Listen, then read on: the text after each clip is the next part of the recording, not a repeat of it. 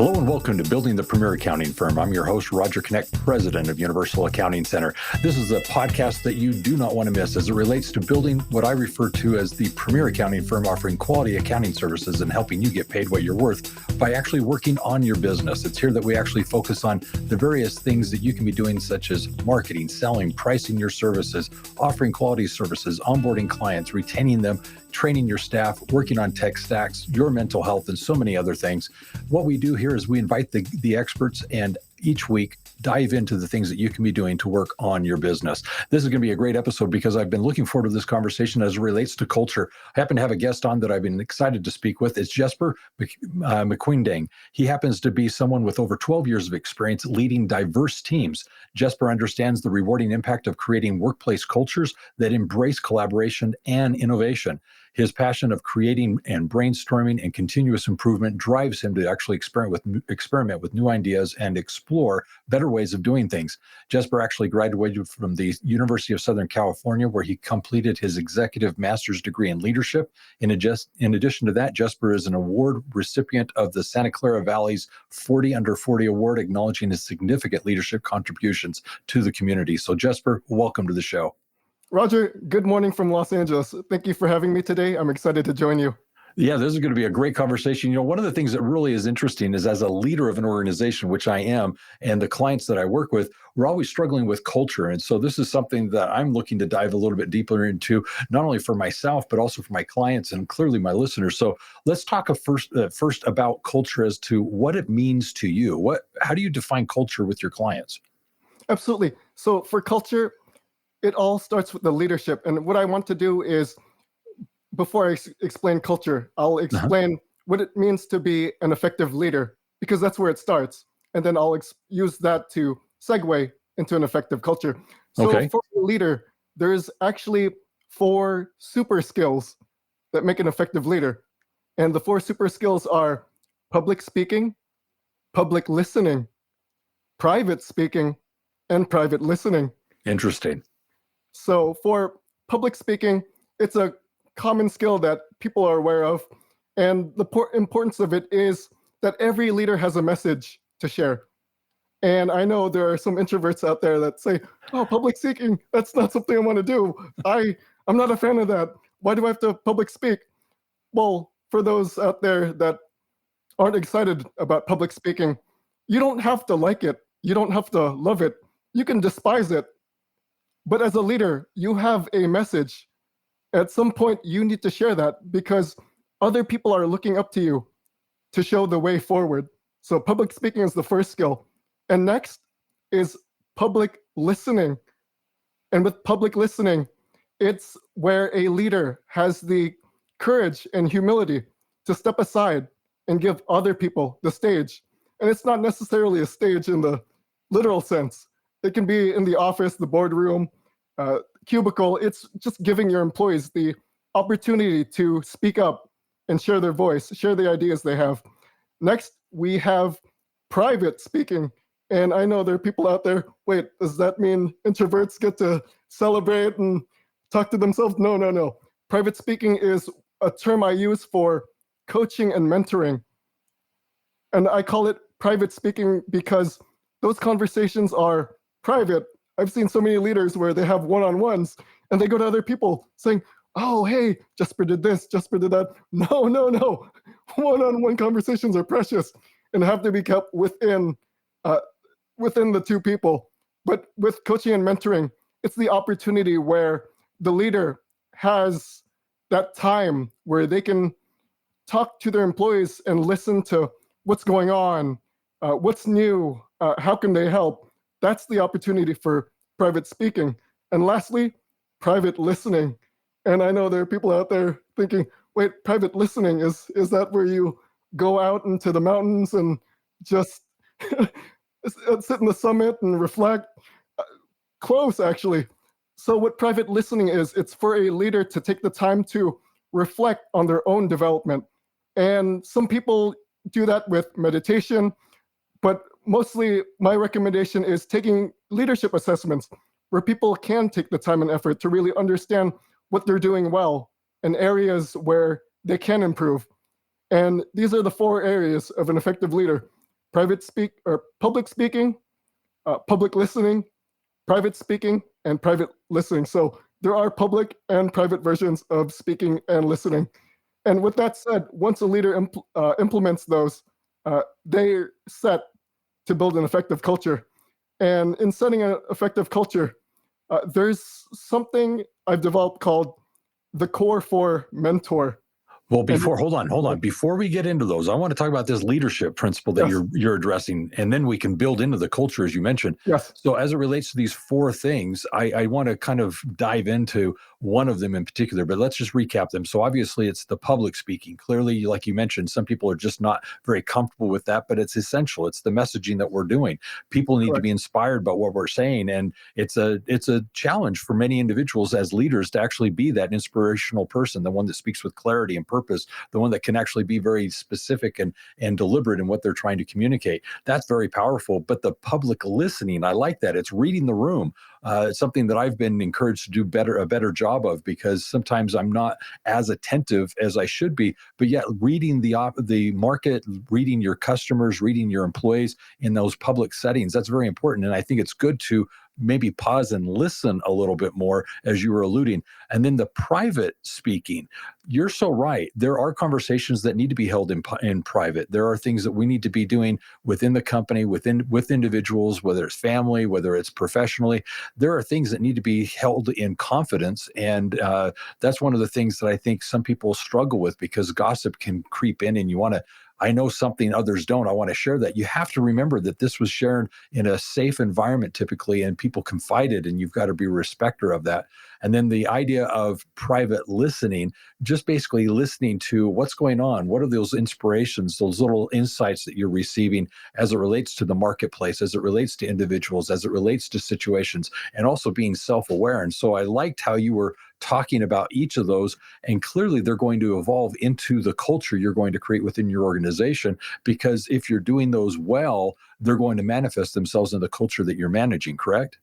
Correct, Roger, you're right on point. Yeah. So, okay, let's go now into the culture. And I was going to ask a question about the private listening, by the way. Absolutely. The thing I was going to mention or ask is, I've always heard the phrase that you praise in public and you reprimand in private. Would that fall into that private speak that you were referring to?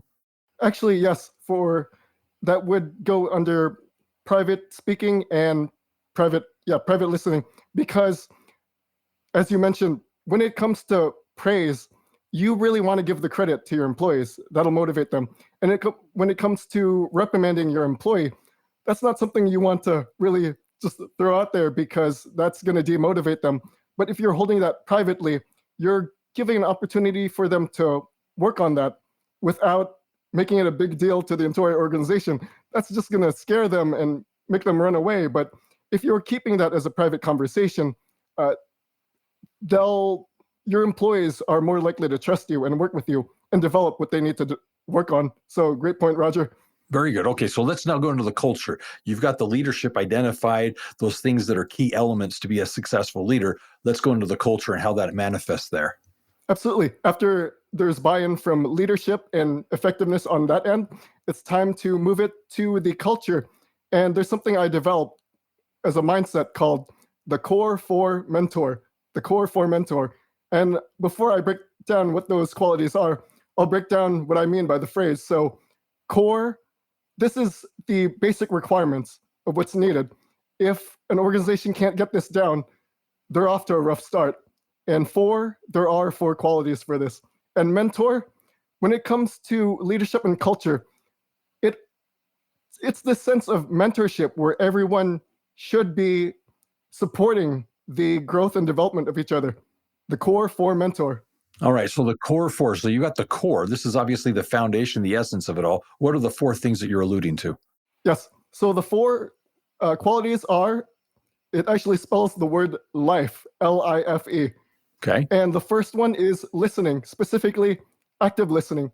People in the organization need to put in that effort to really understand what other people are going through when they share their thoughts, and really sharing that sense of understanding, giving other people that opportunity that they're listening. As we've heard with that phrase, we have two ears and one mouth. And the reason for that is we should be listening more. Next one, I, is innovation. As a culture, everyone should be promoting and embracing the idea of just sharing new concepts, new ideas, new perspectives, because if people are resistant to share new ideas, there's not much change. And Roger, do you know what the 6 most dangerous words are in any company culture? Somebody else will do it. I don't know. Close. We've always done it that way. Okay. We've always done it that way. The 6 most dangerous words in any company culture. When an organization is stuck with the status quo, it's not going to get very far. On the other hand, if an organization is embracing that change and innovation, they're setting themselves up to building a stronger company culture. Next, in life, we have futuristic. And what I mean by futuristic, it's not necessarily adopting the latest and greatest technology, although that can help. But with futuristic, it's about the mission, the values, and the purpose of the organization. If an organization does not have something they stand for, employees are just going to go into the office and just do things for the paycheck. On the other hand, if an organization does have that greater purpose within them, you're going to see that excitement with the employees, especially when it comes to accounting. When you have that mission of getting the numbers together, staying organized, making sure your clients are just really have a better understanding of how the numbers plan their life, that's really going to add that sense of mission and purpose between clients, the customers, and the organization. So purpose plays a big role, especially in the world of accounting, where numbers, as the saying goes, numbers don't lie. And in this world, it really does help to have that sense of purpose. And along with being that visionary, it's also the idea of setting goals toward the future and understanding that what's past is past. Roger, imagine if a leader came up to you and said, Roger, 15 years ago, we were so successful. We need to implement what we did 15 years ago. We need to upgrade ourselves with Palm Pilots. It worked back then, so it's just got to work now. And you're probably thinking, Jasper, Palm Pilots, do you want me to go back to the storage room and get out my fax machine and send out those invoices with my fax machine? Is that how this works? So obviously, it's not a very futuristic idea of setting your goals, because what worked back then, it's not going to work for the future. And then lastly, for E in life, it's encouraging. It's important for employees, leaders, staff members to really support each other, to go up to you and say, Roger, I believe in you. You can do this. Because imagine if someone came up to you and said, Jasper, you're just not ready. I mean, when someone says that, how do you think I'll feel? I'll get demotivated. I'll just get turned off and not excited for the next project. But if someone came up to me and said, Jasper, this next project, it might be a little bit outside your comfort zone, but we're committed to giving you the resources that you need to succeed over time. What do you think about that? What do I think about that? That is exciting. Well, I'm liking what I'm hearing because, first of all, I like acronyms. It's a great way of remembering things. So kind of going back through these, you've got 4 key things. You've got L for listen. I'm always an advocate of listening. It's something we should be doing more. And your illustration of we've got 1 mouth, 2 ears, let's use them accordingly. That's always an apropos thing to say. The other thing of innovation with I, very important, because I do feel that things are evolving and changing, and you have to innovate. And you've got to create within your organization that intent of how can we do this differently or better. And then with regards to F being futuristic, I do appreciate the fact that the leader needs to have vision. Where are we going? What's the purpose of all this? What are we trying to accomplish? That's where you can inspire your people, because they feel like they're part of something bigger than themselves and they're making a difference. And then as for E being encouraging, that's wonderful, because I like the positive connotation that comes from that. You need to create a culture that's built around positive influence, people recognizing, encouraging, and motivating one another. So I like all of that. And then obviously you're looking at this as being a core of the culture. So I'm curious, what's the mentoring part of it? Sure. The mentoring is the overall framework where the belief that an effective culture is one in which everyone in the organization is supporting the growth and development of each other. It's not where one person is in it for themselves. This is a team effort where everyone should be looking out for each other as a mentor would. Very good. Get your copy of Red to Black. It is the book written for accounting professionals to help businesses turn around and go from being in the red to being in the black. This book is written for consultants, business owners, operators, and managers, no matter what your client's product or service, or irrespective of your talent, skill, or expertise. As an accounting professional, you'll be able to use the principles presented in this book to actually become, for your clients, the profit and growth expert. Every chapter is filled with principles and concepts that you can use immediately with your clients to lead them from being in the red to being more profitable in their business, and see you as, in fact, their guide, their coach, with the expertise and wisdom that you can bring from this book. In the book, you have how-to guide explanations, you have models that you can follow, you're shown how to actually calculate and determine the fees for your services, the actual model that you'll use during the implementation of all this, and most importantly, the end-all results with your clients. Get this book now and see what it is you can do to offer this new revenue-producing service as, in fact, the profit and growth expert. For more information on how you can take advantage of this offer, go to the episode description and there get the information you need to take advantage of this today. Now, I know you have an assessment, a way of assessing how things are actually in this space. Tell us a little bit about the assessment that you've created. Yes, so I've actually administer an assessment called the Behavioral Elements Assessment. It was actually developed by a TEDx speaker named Jay Johnson. Okay. And he's part of the Behavioral Elements team. What that does with the behavioral elements, it gives you an overview of what drives your behavior based on the decisions you're making day to day. And that's based on the four elements, which are fire, air, earth, and water. And for the fire element, these are the leaders and managers who are motivated and driven by this sense of competition, and competition in a good sense. So for example, let's say you gave a sales manager the goal of making 100 calls.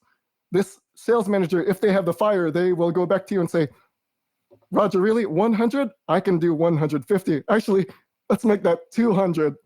They're just driven by this drive. Next up is the earth element. These are the leaders and managers who really appreciate structure and organization, because when everything is in place, they really appreciate that everything will run smoothly. Next up is air, and these are the leaders and managers who are driven by innovation and creativity. They really love brainstorming sessions. As the metaphor goes, these are the people who throw something at the wall and see what sticks. And then lastly, it's the water, and these are the leaders and managers who are excited by the drive to bond, which means they appreciate the leaderships, the relationships and connections they make in the workplace. So these are the four elements: fire, earth, air, and water. Interesting. I've never heard them described that way. So when somebody takes the assessment, this is obviously a personal leadership assessment, and I'm assuming it will rank where they have their strengths and where they have areas of improvement. Is that correct? Correct. Well, not necessarily strengths and weaknesses, but everyone has all four elements in one area of another. And if it's low in one area, it's not necessarily a weakness. It's more of a preference. However, at the same time, it still gives an opportunity to work on that.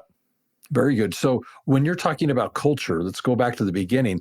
One of the things that I think is very important is, for years, we've had cultures where we coexisted. We were in the same office space. We were actually interacting with one another. I dare say that you saw the coworker more than you did, say, family or friends. Therefore, these were intimate individuals with whom you were actually associated and working towards a common goal. Today, so many of the offices that I'm familiar with, my own included, happens to be with remote people.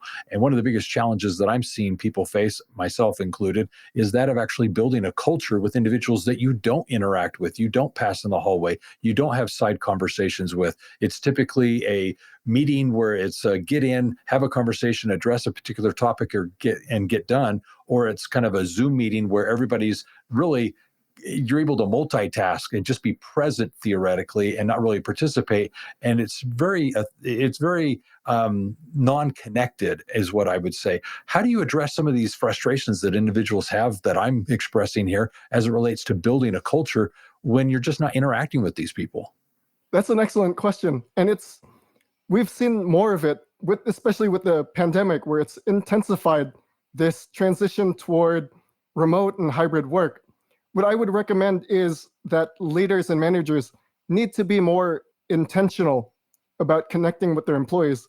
Gone are the days, well, I mean, not necessarily gone, but it's not as common as pre-pandemic when we could step away from our desk and go to a coworker's cubicle and say, Roger, how's your day been? How's the family? Just checking to see how you're doing. It's in this hybrid and remote world, it's not the same. With today's landscape, I would recommend that leaders put in the time and effort to actually schedule calls with their employees, not just to check in for the sake of checking in and seeing how progress is going with their work, but checking in to see what's new with life in general. How's their day going? Really that personal touch. Because if it's just talking about work all day, every day, especially in the remote and hybrid work, it's going to burn out employees. But when you're checking in intentionally to say, Roger, really checking in to see how you're doing. Want to know, I don't see you as much as I used to do in the office, but how are things going? That really opens up a more personal conversation between the leader and the employee. I like that. I like that a lot. That actually might help me. So I appreciate that. So, with regards to culture, have you seen things that have come out positively from the remote work, hybrid type work environments as it relates to culture? What are some of the positives that people are not recognizing, but yet now are manifesting? Absolutely. So, with remote work and hybrid work, I know we've seen stresses that have developed over time, but at the same time, yes, there still are positives. And one of the positives with employees is a different sense of work-life balance. Before the pandemic, when people were going to work in person, people are still going to work in person today for those organizations that provide it. But the commute, it's different now where employees, especially in the Los Angeles area, they would take an hour just to drive each way. But nowadays, for those working remotely, they have the opportunity to better plan their day and using that newfound time to really schedule what they want to do, especially when it comes to work. So it's given them that time. Another is just that general balance where since they're at home, they're not getting as many distractions as they do in the workplace. In the event that maybe something in the office, there might be other employees that want to check in and just have random conversations, but there are employees that maybe want their privacy, and working at home might provide that opportunity. So there are positives that have still come out of this world of remote and hybrid work. Very good. So, being a leader with a remote or hybrid team, do you have any advice as to things that can be done to, one, develop a good culture, but more importantly, affect productivity in a positive way? Absolutely. The first thing I'd like to recommend is having regular team meetings. I wouldn't wait for an occasional opportunity, but actually have team meetings where you're checking in with everyone on a regular basis to see how everyone's doing. And during these meetings, also have icebreakers where you're checking in to see opportunities to open up about personal things and learn more about each other. Because since the days of being in person have been less common in the remote and hybrid world, where people can have just easy flowing conversations about who they are as a person. In the remote world, you want to use some time during meetings just to learn more about each other. And then the second thing I recommend is having more one-on-ones where you're really getting the opportunity to connect with your employee, that personal connection that you're providing to your staff members. These are the things that you can provide as a leader in building a effective company culture. And then another thing I recommend is having feedback sessions intentionally where you're actually meeting with your employees and gathering ideas. Because since everyone's not in the office at the same time, it might not be as easy to generate these new ideas. But if you make that intentional and set aside specific time, you can gather more perspectives and insights. So these are the types of things I recommend in developing an effective culture in a remote and hybrid workplace. I appreciate those suggestions because ideas like that are what I need to hear to basically consider, am I doing everything I can to not only connect with my employees, but motivate and encourage them? I do struggle, especially with so many that are remote and working not only across the United States, but elsewhere. I just wonder, what more can I do to engage and connect with them? As my organization's grown, I've kind of been accepting of the fact that I don't know all of my employees. At some point, there is this tipping point of whether you get to tens, hundreds, or thousands, tens of thousands of employees. You have to understand that it's very plausible that you're just not going to know everyone. But at the same time, what more can I do to engage with more of them and at least be not such a distant leader? And that'd be a very important thing. All right, so let's talk about you with regards to your experiences working with organization leaders, helping them actually learn and apply these principles in their lives, in their organizations. What are some of the things that you've seen people struggle with the most as they're learning and implementing the things that you're teaching? Yes. So it starts with the general idea of leadership. People think leadership is standing on top of your title and barking orders. Leadership is more than that. We're moving to a new world where leadership is more about listening. It's putting your ego aside and giving up people the opportunity to own the decisions they're making. So it's really understanding a new definition of what leadership is, because gone are the days where people can command and control. We're moving on to a world where leadership means much more than that. It means really being empathetic and being supportive and really serving others instead of expecting others to serve you at the workplace. Interesting. Very, very good. So as people hear what you're sharing, when they, think it's obvious, it's clearly something I can go ahead and implement, they sometimes, I'm sure, struggle implementing or changing. What advice do you have as to how to change or embrace these types of philosophies and implementing them in the business? Absolutely. Change. That reminds me of the lessons I've learned in my first job. Now, when I started my first job right out of college, it was at a travel company. And what I realized was, before I was hired into the organization, the other employees on the team had actually put their 2-week notice in. So they had some personal matters to resolve. So there were things on their end. But once I landed into the office, I realized all that institutional knowledge gone. If you think about it, all the years that they put, since they're moving on, that knowledge won't stay on. But what I did was really learned as much as I could, as quickly as I could. And then when we had the opportunity to develop a new team, I had that opportunity to start from scratch and find new processes. And with the first lesson, what I realized was, when I had my new team with me, I felt that as a leader, I was the one who had that opportunity to really oversee another team. So as a leader, I thought, you know what, since I'm the leader and I have ideas, I'm going to tell them how that's going to look, and we're going to move forward that way. But I realize when you're just telling people what to do, they're not going to be as motivated.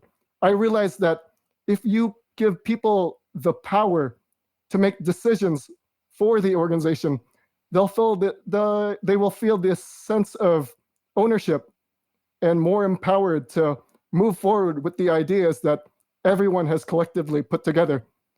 And the second lesson I learned was, with our organization, any job can be tedious, and there are absolutely tedious tasks that need to be done. But when I was a member of our local Chamber of Commerce, they told us how to build a mission statement. And working for a travel company, with the guidance of the program that they developed, I had developed a mission statement under the idea of, we help our clients achieve their dreams when they travel.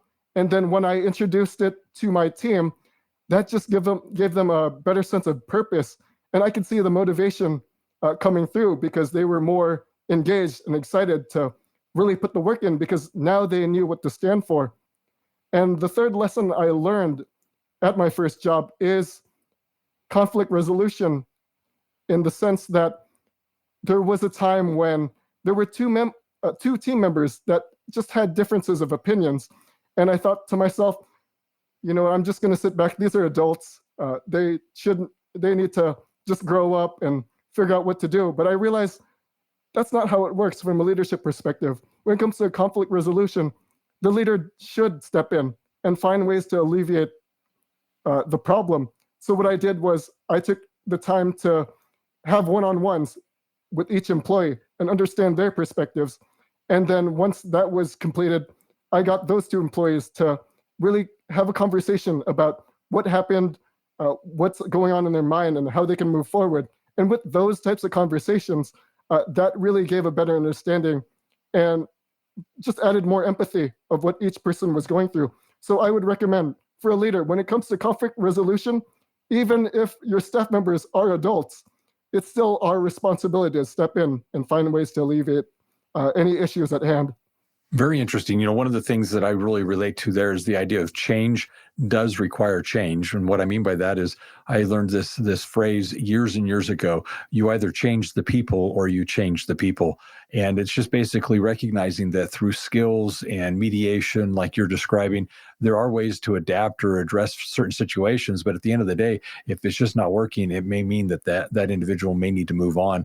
And there are hard decisions that have to be made. But listening and mediating, those types of things are sometimes characteristics that leaders aren't known for and perhaps may not recognize as being so essential in the culture, but clearly they're needed as you're working with individuals. It's just what we as people have to deal with on occasion. So I appreciate you bringing that up. Learn the turnkey process for starting and building a successful accounting business. It's in this course that you'll actually experience 4 specific trainings. Part 1, your business plan, everything you need to know to get started. Part 2, how to price your services, the pros and cons of different methods and the best way to price your services that are both profitable and professional. Marketing and selling your services so that you can actually be top of mind, but more importantly, how to actually be seen as a trusted strategic advisor. And last of all, mapping it all out. 5 principles in running a profitable business so that you can be both competent and confident in the services you're providing. Learn now what it is you can be doing to start and build your own successful accounting, bookkeeping, or tax business. Go to the episode description and there get the information you need to take advantage of this today. So on a personal note, just real quickly, you've had the opportunity to work with many individuals, various situations, organizations. What's something that you've learned from these interactions? What is something that's caught your attention as you've worked with people and basically seen humans at their best and at their worst? So on the best side, fortunately, I've had the opportunity to work with leaders who understand the value of personal and professional growth. These leaders, I've provided 360-degree assessments, and when they see their feedback, they don't see it as a end-all, be-all. They realize that even with the negative feedback they receive, they're willing to grow, they're willing to change, they're willing to move forward and take that feedback. So, for example, there was an executive I was working with. He was with a nonprofit, and one of the assessment responses he received in his 360-degree assessment was that although he was not in a client-facing role, this executive felt that he could dress as casually as he wanted to. But based on the feedback, another executive had mentioned, although you're not dealing with clients directly, you're still in a professional role and you're still expected to play that part as a professional. So he took that as feedback for growth instead of an end-all be-all. And what that executive did was he dressed up more formally because he realized, even if he's not interacting with people on the outside, he's still a professional, and he's playing that part as he interacts internally with his staff members. So I really appreciate leaders who really are accepting of their feedback. The second thing, at their worst, there are leaders who won't take that feedback as beneficially as you would expect them to be. Sometimes there are leaders who see feedback and it's, for one, they think other people are wrong, or two, they think that those tough characteristics are what make them great. In those situations, you want to remind those leaders that they're still interacting with others. It's still important to work as a team, because if you're taking everything on your own and you're being led by ego, it's going to burn everyone out. And then when no one's by your side, you're going to feel that pressure and you're going to burn out yourself. Very interesting. I like feedback, not because it's always nice to get. It's sometimes harsh, but at the same time, it's insights and perspectives that sometimes we're just oblivious to. And these people are having the opportunity to share some information. Some are very good at communicating that information in a way that's constructive. Others are a little bit more curt and abrasive, but nonetheless, it's feedback. And if we can listen, perhaps it's an opportunity for us to grow. And so I like that. That was very important to share. So Jesper, one other question. What are you grateful for? Grateful for just the opportunities to learn and grow. As you can see, the books behind me, it's really just given me as I look at my books, just new insights, perspectives about how to live and really move forward with how to be more effective in personal and professional growth. I like it. I'm grateful for that. Well, Jesper, I'm very grateful that you've been on the show today, because I like the conversation. It's a very important conversation, one that I was excited to have, because culture, I think, is a very important part of not only my business's success, but the conversations I'm having with my own clients and the individuals that are listening to this, I'm sure, are finding the application of this within their own organization. So very, very grateful for it. Here's what I'd like to do is I'd like to just break for a moment and come back to you for a closing thought, but I'd like to make an offer for our listeners. Basically, Jesper's provided something here that you want to take advantage of. It is access to his behavioral elements certified guide. He's actually inviting us to go and take advantage of a free opportunity to take this assessment and learn from it. So I encourage you to do so. You can go to the episode description and get the information you need there for this free assessment. And from a leadership perspective, see what you can learn about how you can be better and more effective in your skills. The other that I'd like to invite you to is actually in the episode description is learning about what's called the STAR program. It is basically a cultural-based program to help you influence and implement a culture of accountability. It's basically setting up key expectations of your employees, letting them know what is expected and essential from them as it relates to achieving the company-wide goal and what their role is in that. So definitely encourage you to check out the STAR program. Now, in with that, I'd like to just kind of summarize a few of the highlights that I have. One is obviously this idea of leadership before culture, just recognizing those four things that are important for us to realize as leaders: that public speaking, public listening, private speaking, private listening are a key essential part of who we are as leaders. We need to be more conscious of that as we're in the various roles that we're in, the conversations that we're having, because these all will bleed into the culture that we're having. And then he had the acronym of LIFE, that idea of listening, innovating, being futuristic, and at the same time acknowledging and basically encouraging that reward and encouragement that we can give in the organization, I think is very important. So that was very helpful. It's just recognizing that the culture is a dynamic thing that we get to influence as leaders and determine what it molds and shapes itself into. It's going to grow organically. It's going to happen anyways, but that's where we need to step in and make sure that it's having the influences that we would like to have.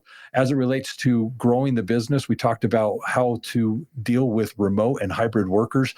Some of the things that we can be doing in our leadership roles that are proactive to actually get to know and interact with our employees and know them a little bit better. I appreciated that insight. I took some actionable things from that. And then lastly, this whole idea of what we can do as leaders when it comes to change, just recognizing that it is something that we're going to be involved in. It's something that we should perhaps be making happen ourselves, but how do we facilitate that? That was, I think, a very important part of the conversation. So Jesper, very much appreciated what we've discussed today. What would you like to end with? Absolutely. There's a quote that's really been resonating with me, and it's from John Maxwell. And John Maxwell says, helping others grow and develop brings great joy, satisfaction, and energy. And I'll share that again. Helping others brings great joy, satisfaction, and energy. That's from John Maxwell. And when you really serve others and help them become better people, life will reward you. So go out there and help others.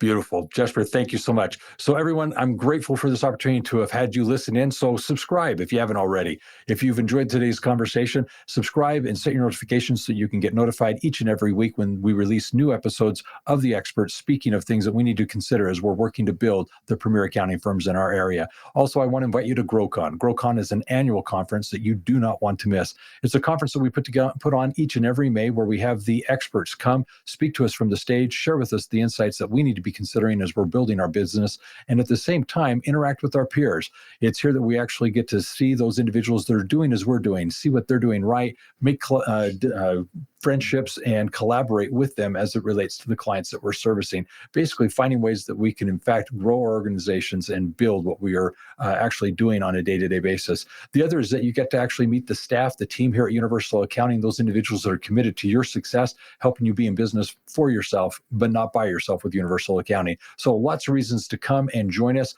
Definitely get your tickets now. If you haven't already, go to universalaccounting.com, and in the navigation, you'll see GrowCon. It's there that you can actually then register and get your tickets to join us each and every May for this wonderful event.